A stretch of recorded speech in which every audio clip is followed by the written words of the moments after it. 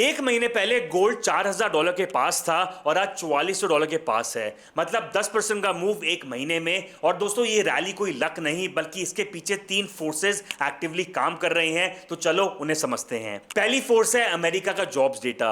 जुलाई की payroll report आई है और मार्केट के होश उड़ चुके हैं। एक्सपेक्टेशन थी 85,000 नए जॉब्स की, लेकिन मिला -23,000। जॉब्स बने नहीं बल्कि घट गए। और ऊपर से पिछले 2 महीने के नंबर्स भी 1 लाख से ज्यादा नीचे रिवाइज हो चुके हैं।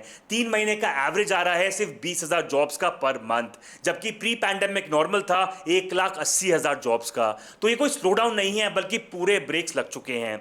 अब यहाँ पे इंटरेस्टिंग बात ये है कि अनएम्प्लॉयमेंट रेट जो है वो गिरा 4.2% से 4.1%। सुनने में अच्छा लगता है, लेकिन हेडलाइन के पीछे देखो। रेट इसलिए गिरा क्योंकि लोग वर्कफोर्स छोड़ के जा रहे हैं। पार्टिसिपेशन रेट 5 साल के सबसे लो पे है। जॉब्स बढ़ी नहीं बल्कि लोग ने जॉब्स ढूंढनी बंद कर दी। ये गुड न्यूज नहीं है बल्कि ये डिस्गाइज में बैड न्यूज है। और इसके ऊपर वेज ग्रोथ भी स्लो हो रही है, यानी यूएस की इकोनॉमी ठंडी पड़ रही है। अब डॉट्स को कनेक्ट करते हैं। कमजोर लेबर मार्केट का मतलब है कि फेड रेट हाइक नहीं कर सकता।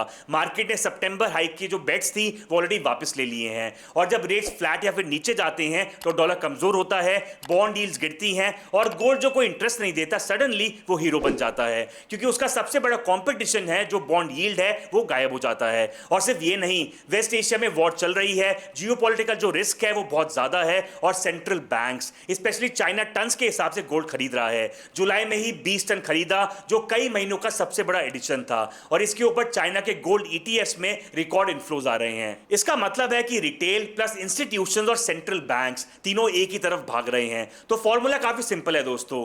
वीक जॉब्स प्लस फेड का रेट हाइक का पॉज प्लस वॉर का risk plus central banks buying gold is equal to gold का परफेक्ट स्टॉर्म। गोल्ड का $4000 से $4400 जाना इन सबका ही रिजल्ट था। लेकिन एक बात दोस्तों याद रखना, गोल्ड स्ट्रेट लाइन में कभी नहीं चलता। अगर इन्फ्लेशन बढ़ता है या फिर जियोपॉलिटिकल जो रिस्क है वो कूल डाउन होता है तो करेक्शन आएगी। इसलिए फोमो में ऑल इन मत जाना, एसआईपी स्टाइल सोचो, लमसम नहीं। और अगर ऐसा नो नॉनसेंस मैक्रो ब्रेकडाउन चाहिए हर हफ्ते तो फॉलो करो। कमेंट्स में जरूर बताओ आपके पोर्टफोलियो में गोल्ड का कितना परसेंट है। मिलते हैं नेक्स्ट रील में। थैंक यू, टेक केयर, जय हिंद।